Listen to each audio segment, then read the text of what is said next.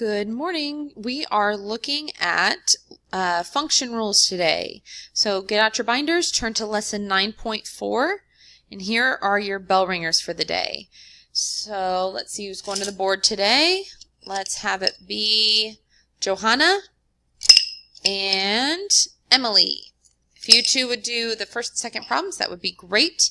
Pause this video, and when you are done, we will come back together and resume the video.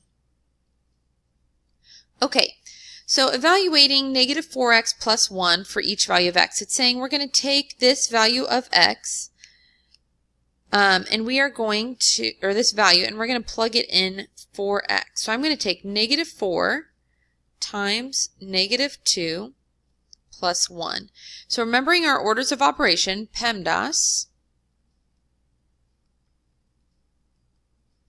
Remember, we do multiplication and division first and then adding and subtracting second. So I'm going to multiply negative 4 and negative 2 to get positive 8 and then add one more. So I get 9. That would be our answer for the first one. For the second one, if we plug in 1/4, we'd get negative 4 times 1/4 plus 1.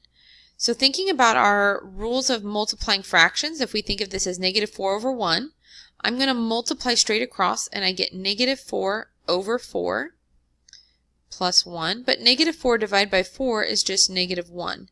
And negative 1 plus 1 is 0. So there should be your two answers for your bell ringers. And let's go ahead and move on. All right, so today we're talking about functions. So a function is a relationship that assigns exactly one output value for each input value. If you need to pause the video at any time to write this down, go for it.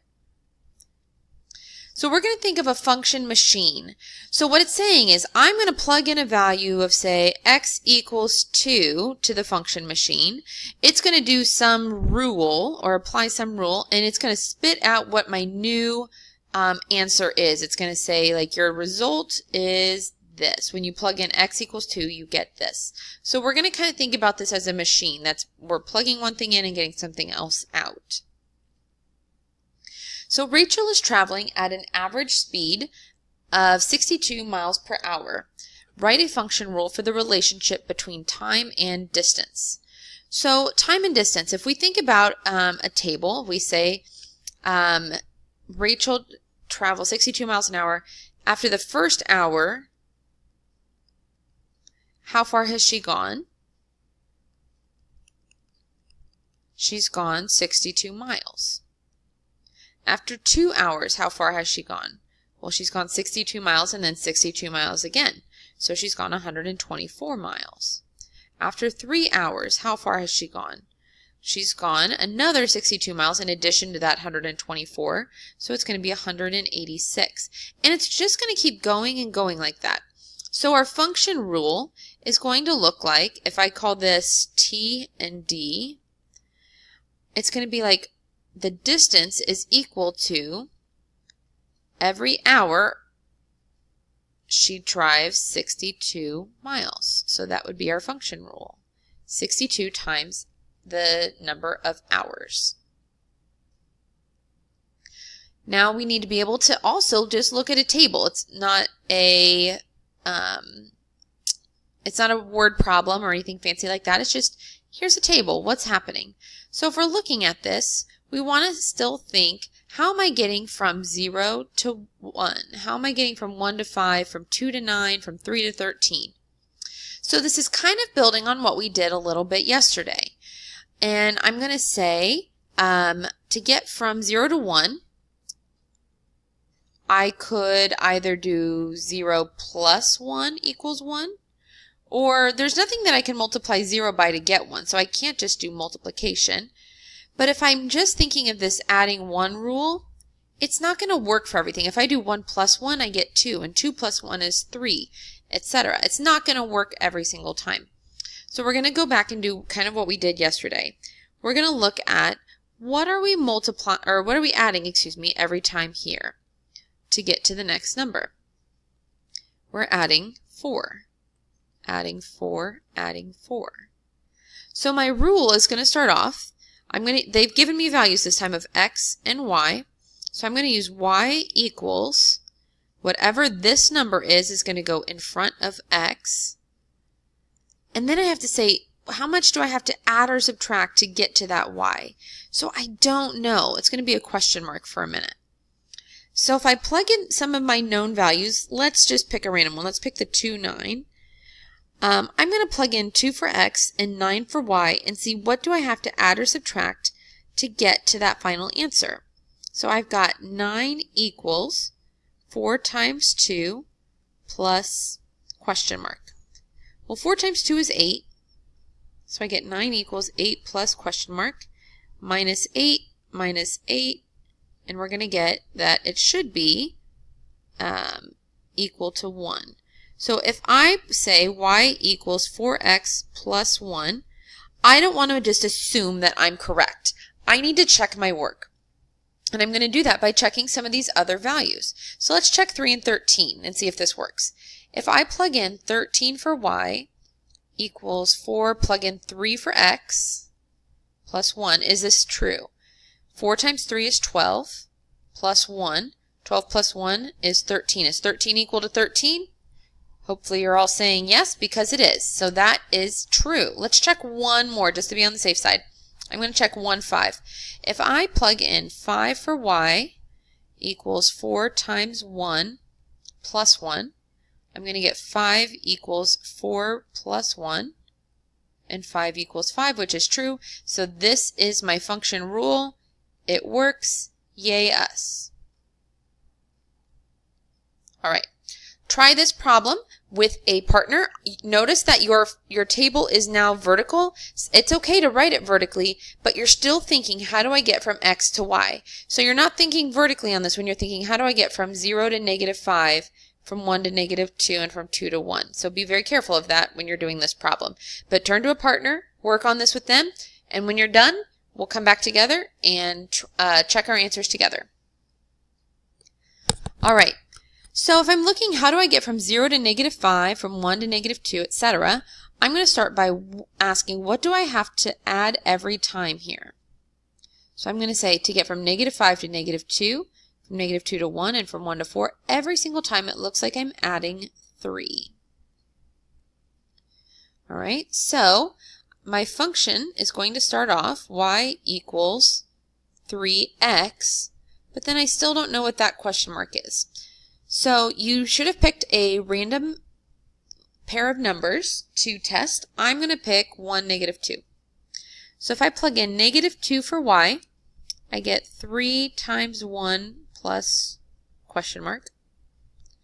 And I'm going to get -2 equals 3 plus question mark minus 3 from both sides.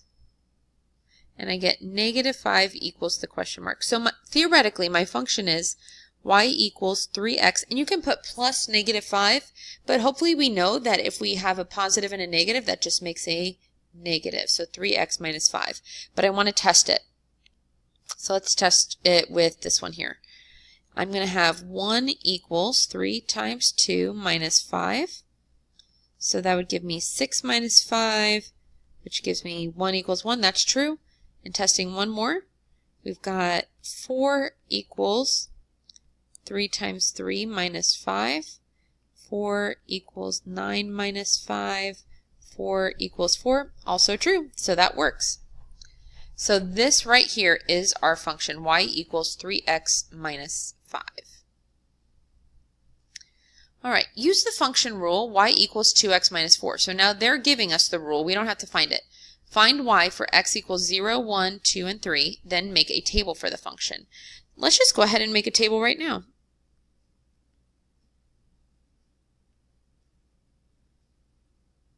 All right.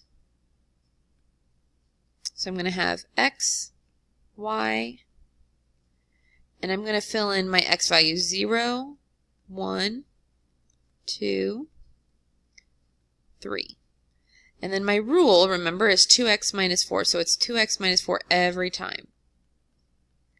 So what I'm going to do is I'm going to go through and I'm going to write 2 times 0 first, minus 4. 2 times 1 minus 4. 2 times 2 minus 4. and 2 times 3 minus 4. That's going to give me 0 minus 4, and 0 minus 4 is going to give me negative 4. 2 times 1 is 2, minus 4 is negative 2. 2 times 2 is 4, minus 4 is 0. And 2 times 3 is 6, minus 4 is 2. So I have found the values of y for 0, 1, and 2. I'm going to write it out. Y equals negative 4, negative 2, 0, and 2. And I've got my table, so I've taken care of both parts. I am done. All right. So I want you to try this one with a partner. See what you come up with. Remember, we're thinking of our function rule machine here. So it's like we're saying y equals negative 3x plus 2 and saying we're going to plug in x equals 0, 1, 2, and 3 here and seeing what do we get out. So take a minute with your partner, try this one, and see what you get.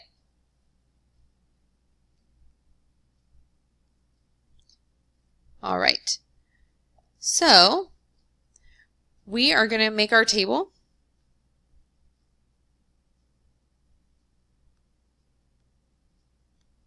So we've got x, y. Our rule is y equals negative 3x plus 2. So we've got 0, 1, 2, and 3. And if we apply our rule, we're going to get negative 3 times 0 plus 2. That's going to give us 0 plus 2, so we should get y equals 2. Next we get negative 3 times 1 plus 2, which is negative 3 plus 2 is negative 1. Negative 3 times 2 plus 2, that's negative 6 plus 2, which is negative 4. And negative 3 times 3 plus 2, which is negative 9, plus 2 is negative 7. So we should have gotten y equals 2, negative 1, negative 4, and negative 7 and our table. All right, so here's your homework. Page 486, numbers 1 through 3, 4 through 18 even. Go ahead and do those problems. You have time to work on them in class, and they are due tomorrow. They will be checked, so make sure that they are ready to go at the beginning of class. Have a great day.